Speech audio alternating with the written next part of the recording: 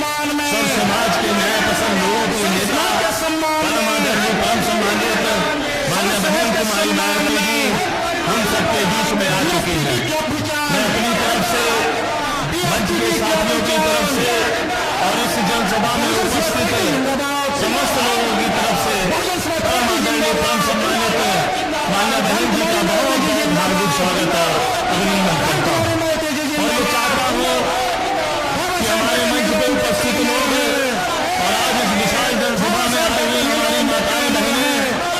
हमारे नौजवान साथी, पिता है बुजुर्ग, मैं सबसे चाहूंगा कि वो अपने अपने स्थान पर खड़े हो सके और दोनों हाथ उठा करके जोरदार ताली बजा करके मान्य बहन जी का स्वागत करने का काम करो। बहन कुमारी मायावती जी जिंदाबाद। बहन जी आप संघर्ष मैं चाहूंगा बहन जी आप कि संघर्ष हम सबके बीच में लोकसभा बस्ती के मान्य बहन जी के आशीर्वाद प्राप्त प्रत्याशी श्री नौकेश पटेल जी आए और चुनाव चिन्ह हाथी भेंट करके मान्य बहन जी का स्वागत करने का काम करें।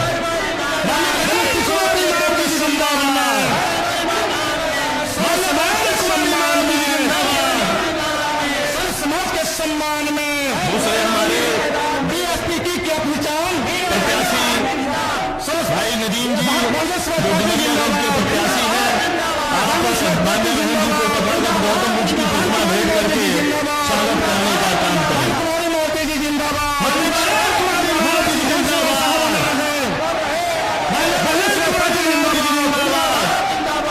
मायावती जी जिंदाबाद। लोकसभा संत कबीरनगर के प्रत्याशी भाई श्री नदीम अशरफ जी और उनके भाई मोहम्मद दानिश जी, आप मान्य बहन जी को तथागत बुद्ध की प्रतिमा भेंट करके स्वागत करने का काम करें। मान्य बहन कुमारी मायावती जी जिंदाबाद। मान्य बहन कुमारी मायावती जी जिंदाबाद। बहुजन समाज पार्टी जिंदाबाद। साथियों, मैं निवेदन करूं मान्य बहन जी को हम सबको संबोधित करने के लिए, उससे पहले मैं चाहूंगा कि आप सब दोनों हाथ उठा करके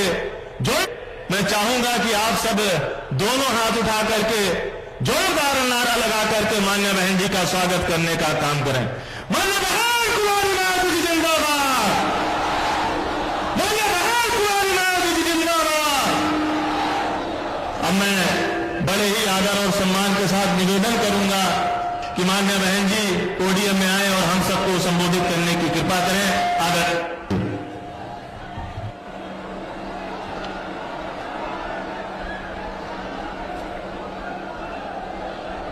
बीएसपी की इस चुनावी जनसभा में इकट्ठा हुए पार्टी के सभी छोटे बड़े पदाधिकारी एवं कार्यकर्तागण, आज आप लोग देश में व यहाँ आपके उत्तर प्रदेश स्टेट में भी लोकसभा के लिए हो रहे आम चुनाव में अपनी पार्टी के उम्मीदवारों के समर्थन में मुझे सुनने के लिए यहाँ इकट्ठा हुए हैं, तो उसके लिए मैं आप सभी लोगों का हार्दिक दिल से आभार प्रकट करती हूँ। वैसे आप लोगों को ये विदित है कि हमारी पार्टी कांग्रेस, बीजेपी व अन्य किसी भी विरोधी पार्टी तथा गठबंधन आदि के साथ मिलकर नहीं, बल्कि अकेले ही अपनी पार्टी के बलबूते पर पूरी तैयारी व दमदारी के साथ ये चुनाव लड़ रही है। इसके साथ ही हमने टिकट बंटवारे के मामले में भी सर्व समाज के लोगों को उचित भागीदारी दी है, जिनको कामयाब बनाने के लिए अपनी पार्टी के लोग पूरे जी जान से लगे हैं। आप लोगों को ये मालूम है कि आपके बस्ती मंडल में मुस्लिम आबादी काफी ज्यादा है, तो मुस्लिम आबादी को ध्यान में रखकर हमने संत कबीरनगर जो लोकसभा की सीट है और डुमरियागंज लोकसभा की सीट से हमने मुस्लिम समाज के कार्यकर्ता को, पार्टी के सिपाही को, कार्यकर्ता को यहाँ से अपना प्रत्याशी बनाया है। और आपके इधर बस्ती लोकसभा की सीट में अति पिछड़े वर्ग का वोट काफी ज्यादा है, इसलिए हमने यहाँ कुर्मी समाज के अपने कार्यकर्ता को यहाँ अपना प्रत्याशी बनाया है। हालांकि आज यहाँ आपकी इकट्ठा हुई अपार भीड़, वह भीड़ के जबरदस्त जोश को भी देखकर अब मुझे भी एक काफी हद तक भरोसा हो गया है कि पिछली बार की तरह इस बार भी आप लोग अपने प्रदेश से या लोकसभा आम चुनाव में अपनी पार्टी का बेहतर रिजल्ट जरूर लाएंगे। इसके लिए अब मैं आप लोगों का ध्यान कुछ जरूरी बातों की तरफ दिलाना चाहती हूँ और इस संबंध में विशेषकर मैं कांग्रेस, बीजेपी व इनके अन्य सभी सहयोगी दलों के बारे में ये कहना चाहूंगी कि आजादी के बाद शुरू में केंद्र व देश के काफी राज्यों में भी ज्यादातर सत्ता यहाँ कांग्रेस पार्टी के ही हाथों में केंद्रित रही है, किंतु इनके अधिकांश मामलों में रही गलत नीतियों एवं गलत कार्य प्रणाली आदि की वजह से फिर इस पार्टी को केंद्र में काफी राज्यों की भी सत्ता से बाहर होना पड़ा है तथा यही स्थिति इनकी सहयोगी पार्टियों की भी बनी रही है, जिसके कारण ही फिर पिछले कुछ वर्षों से बीजेपी व इनके सहयोगी दल केंद्र एवं काफी राज्यों की भी सत्ता में काबिज हो गए हैं, लेकिन इनकी भी ज्यादातर रही जातिवादी, पूंजीवादी, संकीर्ण, सांप्रदायिक व देशपूर्ण नीतियों एवं कार्य प्रणाली आदि से तथा इनकी कथनी व करनी में भी काफी अंतर होने की वजह से अब ऐसा लगता है इस बार ये पार्टी भी यानी कि भारतीय जनता पार्टी भी केंद्र की सत्ता में आसानी से वापस आने वाली नहीं है, बशर्ते यदि ये चुनाव इस बार फ्री एंड फेयर होता है, पूरे तौर से फ्री एंड फेयर होता है तथा आम चर्चा के मुताबिक वोटिंग मशीनों में भी कोई गड़बड़ी आदि नहीं की जाती है और वैसे भी इस बार चुनाव में इनकी कोई भी पुरानी व नई चल रही नाटकबाजी, जुमलेबाजी व गारंटी आदि काम में आने वाली नहीं है, क्योंकि अब देश की जनता काफी हद तक इस बात को समझ चुकी है कि इनकी पार्टी ने अब तक देश के विशेषकर गरीबों, कमजोर तबकों, मध्यम वर्गीय एवं अन्य मेहनतकश लोगों को जो इन्हें अच्छे दिन दिखाने के असंख्य प्रलोभन भरे वायदे किए हैं तथा अनेकों हवाई व कागजी गारंटी आदि भी दी है, तो उनका जमीनी हकीकत में अभी तक इन्होंने लगभग 1/4 हिस्सा भी कार्य पूरा नहीं किया है, बल्कि इसके स्थान पर इनका ज्यादातर समय व ताकत भी जहां इनके अपने चहेते रहे बड़े बड़े पूंजीपतियों एवं धनला सेठों को ही ज्यादा से ज्यादा मालामाल व धनवान आदि बनाने में तथा उन्हें हर स्तर पर छूट देने में व बचाने में ही लगी रहती है, जिनके अधिकांश आर्थिक सहयोग से ही ये पार्टी व अन्य पार्टियां भी अपना संगठन चलाती हैं तथा चुनाव आदि भी लड़ाती हैं, जिसका काफी कुछ खुलासा बॉन्ड की आई रिपोर्ट से भी हो जाता है। इस संबंध में वैसे आप लोगों को ये मालूम है कि अभी कुछ दिन पहले माननीय सुप्रीम कोर्ट ने तो बॉन्ड के जरिए जिन जिन पार्टियों ने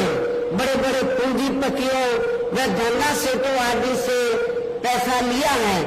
तो उसकी रिपोर्ट का खुलासा किया है और रिपोर्ट में क्या आया कि पूरे देश में तो बीएसपी को छोड़कर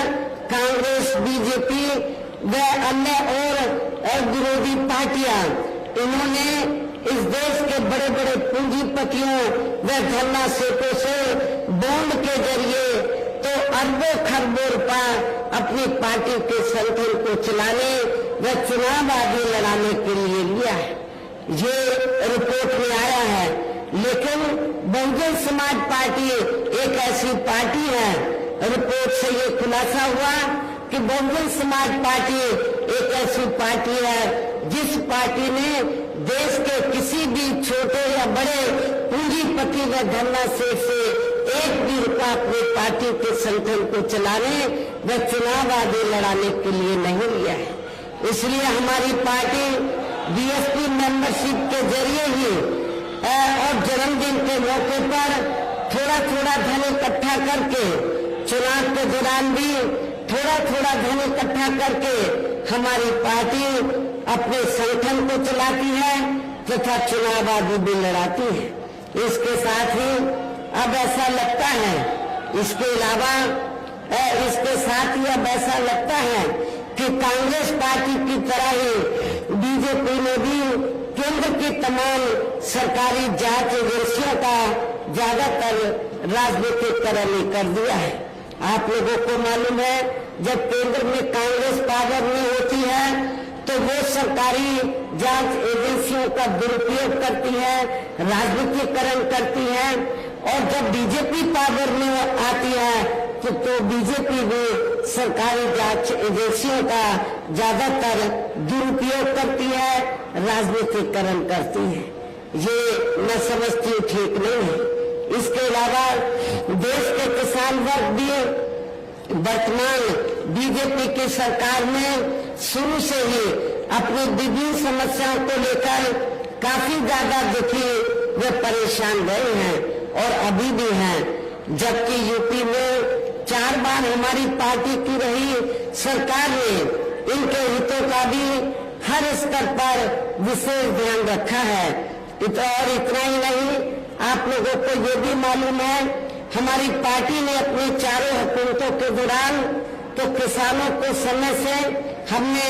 खेती करने के लिए सस्ते साधन उपलब्ध कराए हैं और उनकी फसल का भी समय से हमने उचित दाम दिया है, जो अब आपको किसी भी पार्टी की सरकार में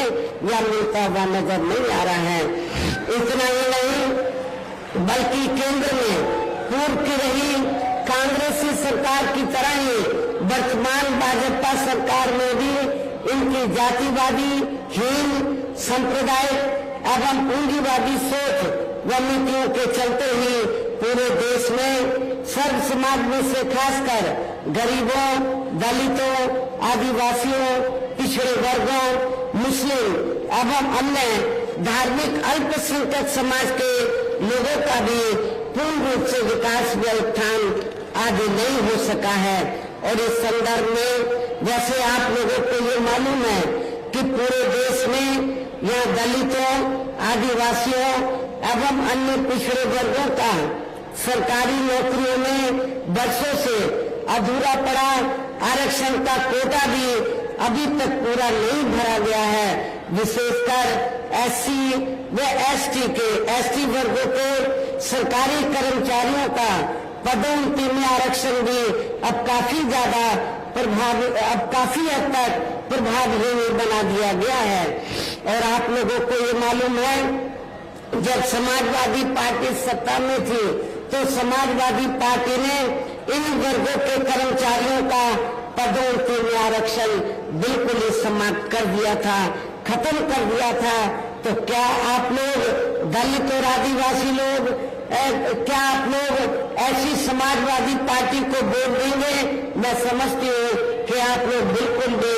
ऐसी पार्टी को माफ नहीं करेंगे, वोट नहीं देंगे। साथ ही केंद्र व राज्यों में भी विरोधी पार्टियों की रही सरकारों में इन सभी वर्गों को प्राइवेट सेक्टर में आरक्षण दिए जाने की व्यवस्था किए बिना ही इनकी सरकारों के ज्यादातर सरकारी कार्य अब प्राइवेट सेक्टर के जरिए ही इनके बड़े बड़े पूंजीपतियों व धन्ना सेठों आदि को ही दिए जाने के कारण अब इनको पूरे देश में आरक्षण का बहुत कम ही लाभ मिल पा रहा है। इसी प्रकार इनका अन्याय और मामलों में भी शोषण में उत्पीड़न आदि होना अभी तक भी बंद नहीं हुआ है। इसके साथ साथ मुस्लिम व अन्य धार्मिक अल्पसंख्यक समाज के लोगों की भी हालत हर स्तर पर वह काफी ज्यादा खराब व दयनीय ही बनी हुई है। इतना ही नहीं बल्कि पिछले कुछ वर्षों से केंद्र व अधिकांश राज्यों में भी बीजेपी व आरएसएस की सरकारों के चलते हुए अब इनका विकास एवं उत्थान आदि होना भी काफी हद तक बलशाली हो गया है। आए दिन इन पर खासकर हिंदुत्व की आड़ में हो रही जुल्म जाति भी यह काफी ज्यादा चरम सीमा पर पहुंच चुकी है। इसके साथ साथ अपर कास्ट समाज में से विशेषकर गरीब लोगों की भी हालत हमें कोई खास अच्छी नजर नहीं आती है। इनकी गलत कृषि नीतियों के कारण किसान वर्ग भी आए दिन आंदोलित रहता है। साथ ही इनके गलत आर्थिक नीतियों की वजह से देश की अर्थव्यवस्था पर भी इसका काफी बुरा प्रभाव पड़ा है, जिससे यह विशेषकर छोटे एवं मध्यम वर्गीय व्यापारी वर्ग भी काफी ज्यादा दुखी व परेशान है। और अब केंद्र में पूर्व की रही सरकारों की तरह ही वर्तमान भाजपा सरकार ने भी यहाँ पूरे देश में गरीबी, बेरोजगारी एवं महंगाई आदि भी लगातार काफी ज्यादा बढ़ रही है। देश में हर स्तर पर फैला भ्रष्टाचार भी अभी तक भी खत्म नहीं हुआ है।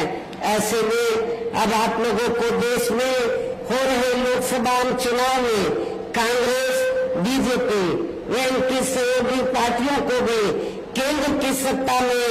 आने से जरूर रोकना है। जिनकी गलत नीतियों व गलत कार्य प्रणाली आदि को आप लोग काफी हद तक आजमा भी चुके हैं। ऐसी स्थिति में अब ये विरोधी पार्टियां इस चुनाव में भी किस्म किस्म के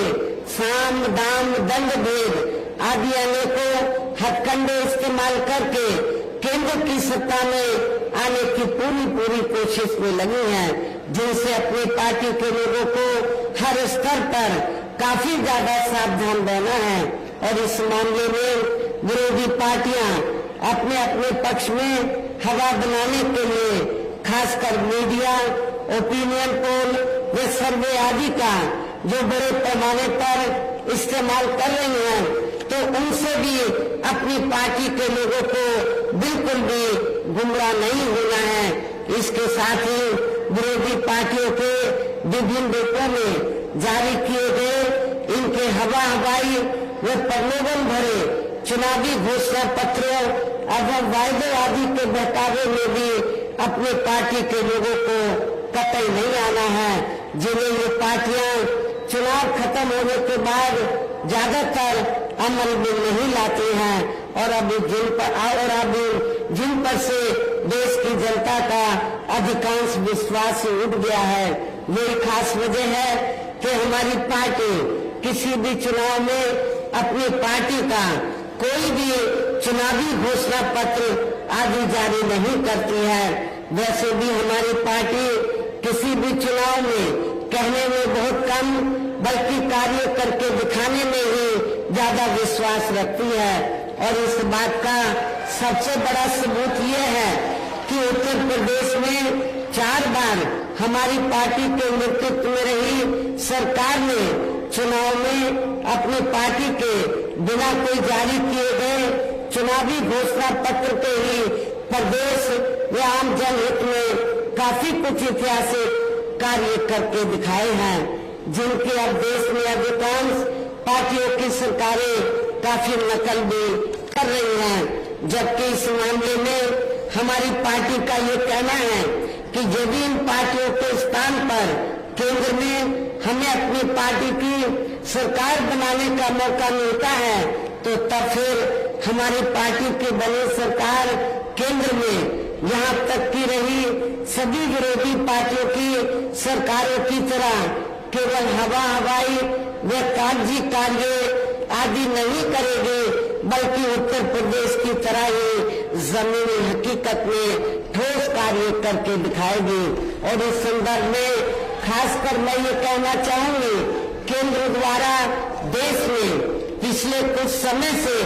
अति गरीब परिवारों को अस्थायी तौर पर फ्री में जो थोड़ी सी खाद्य सामग्री दी जा रही है, तो उससे इनका स्थायी तौर पर भला होने वाला नहीं है। लेकिन आप लोगों को ये भी मालूम है कि इसके बदले में जब कोई छोटा चुनाव हो या बड़ा चुनाव हो, तो इसके बदले में तब फिर बीजेपी व आरएसएस के लोग ये कहते हैं कि बीजेपी की सरकार ने आपको फ्री में राशन दिया है, इसलिए आपको बीजेपी को वोट देना चाहिए। ये बिल्कुल गलत है, इसमें रत्ती भर भी सच्चाई नहीं है। क्योंकि इस संदर्भ में मैं आप लोगों को ये अवगत कराना चाहती हूँ कि पूरे देश में जो गरीब लोगों को थोड़ा सा जो फ्री में राशन दिया जा रहा है, तो ये कोई बीजेपी या आरएसएस के लोग नहीं दे रहे हैं, बल्कि पूरे देश की जनता जो विभिन्न रूपों में केंद्र की सरकार को टैक्स देती है, और टैक्स के जरिए जो सरकार के पास जनता का पैसा जाता है, उस पैसे से आप लोग फ्री में राशन आपको दिया जा रहा है। ये कोई किसी की मेहरबानी नहीं। और वैसे भी आपकी ये जटिल समस्या, जो गरीब लोगों की ये जटिल समस्या है, देश में हर हाथ को काम देने से केवल दूर हो सकती है, जिसकी तरफ हमारी पार्टी की बनी सरकार विशेष ध्यान देगी। साथ ही देश में पिछले काफी वर्षों से आए दिन बढ़ रही गरीबी, बेरोजगारी व महंगाई आदि से भी जनता बहुत ज्यादा दुखी व परेशान है, जिसे भी आर्थिक नीतियों में तब्दीली करके जरूर दूर किया जाएगा। धर्म की भी आड़ में पिछले कुछ वर्षों से खासकर मुस्लिम समाज के लोगों का देश की भावना से जो उनका काफी ज्यादा शोषण व उत्पीड़न आदि किया जा रहा है, तो उसे भी जरूर रोका जाएगा। और ये सब हमने अपने यूपी की रही सरकार में काफी कुछ करके भी दिखाया है। इसके अलावा हमने यूपी में सर्व समाज में से गरीब एवं बेरोजगार लोगों को बेरोजगारी भत्ता आदि न देकर उन्हें बड़ी तादाद में रोटी रोजी के साधन भी उपलब्ध कराए हैं, जो अब ये कार्य भी अधिकांश ठंडे पड़े हैं, जिनको फिर केंद्र में बीएसपी की सरकार बनने पर प्राथमिकता दी जाएगी। कहने का तात्पर्य ये है, देश में इस समय हो रहे लोकसभा चुनाव में विरोधी पार्टियों के जारी किए गए उनके हवाई व प्रलोभन भरे चुनावी घोषणा पत्रों आदि के बहकावे में अब यहाँ खासकर देश के अति गरीबों, मजदूरों, बेरोजगारों एवं अन्य मेहनतकश लोगों को बिल्कुल भी नहीं आना है। और अभी ने ऐसी सभी विरोधी पार्टियों को हर हालत में केंद्र की सत्ता में आने से जरूर रोकना है, जिनके कथने व करने में काफी अंतर रहा है तथा जिन्हें ये लोग वर्षों से आजमा भी चुके हैं। ऐसे में अब मेरा यही कहना है कि आप लोगों को अपने खुद के व अपने प्रदेश क्षेत्र एवं देश के भी हित में अपने वोटों को या कांग्रेस, बीजेपी व अन्य विरोधी पार्टियों को न देकर केवल अपनी एकमात्र हितैषी पार्टी बहुजन समाज पार्टी को ही देना है, जो ये पार्टी उत्तर प्रदेश की तरह ही केंद्र में भी अपनी पार्टी की सरकार बनने पर फिर पूरे देश में यह अपनी पार्टी के सर्वजन हिताय व सर्वजन सुखाय की नीतियों पर आधारित सरकार चलाएगी। इसके साथ साथ केंद्र से जुड़ी आपके क्षेत्र की जो भी स्थानीय समस्याएं होगी, तो उन्हें भी फिर दूर करने का हर संभव पूरा प्रयास किया जाएगा। साथ ही यहाँ गरीबों, मजदूरों बेरोजगारों, कर्मचारियों, किसानों, छोटे व्यापारियों एवं अन्य मेहनतकश लोगों के हितों का भी विशेष ध्यान रखा जाएगा। सर्व समाज में से खासकर दलितों, आदिवासियों, पिछड़े वर्गों, मुस्लिम व अन्य धार्मिक अल्पसंख्यक समाज के लोगों के विकास एवं उत्थान के साथ साथ हर स्तर पर उनकी सुरक्षा आदि के लिए भी जरूरी कदम उठाए जाएंगे और तभी फिर यहाँ वास्तव में अपने देश के महान संतों, गुरुओं व महापुरुषों ने भी विशेषकर महात्मा ज्योतिबा फुले, श्री छत्रपति शाहू जी महाराज, श्री नारायण गुरु, बाबा साहब डॉक्टर भीमराव अम्बेडकर एवं मान्यवर श्री कांशीराम जी आदि का अधूरा रहा सपना जरूर साकार हो सकता है, जिनको यूपी में हमारी पार्टी की सरकार द्वारा हर स्तर पर पूरा आदर सम्मान दिया गया है। इन्हीं खास बातों के साथ ही अब मेरा देश व आपके स्टेट के भी हित में, आपके क्षेत्र के भी हित में ये कहना है कि हमारी पार्टी ने यहाँ जिनको भी आपके बस्ती मंडल में यहाँ जिनको भी लोकसभा के लिए चुनाव के मैदान में उतारा है, जो आपके सामने मंच पर भी मौजूद हैं, तो उन्हें आपको जरूर कामयाब बनाना है, जिसके लिए यहाँ पार्टी के सभी स्तर के छोटे बड़े पदाधिकारी अब वो कार्यकर्तागण पूरे जी जान से लगे हैं, जिसके लिए हमारी पार्टी के सभी स्तर के छोटे बड़े कार्यकर्ता व पदाधिकारीगण पूरे दिल जान से लगे हैं। और अब मैं अंत में मेरा यही कहना है कि आप लोगों को वोट पड़ने वाले दिन यहाँ बीएसपी के अपने सभी लोकसभा उम्मीदवारों को अर्थात बस्ती लोकसभा की सीट से हमने सभी श्री लवकुश पटेल को, आपके नौजवान साथी को चुनाव के मैदान में उतारा है। डुमरियागंज लोकसभा की सीट से हमने मोहम्मद नदीम मिर्जा को हमने टिकट दिया है। संत कबीर नगर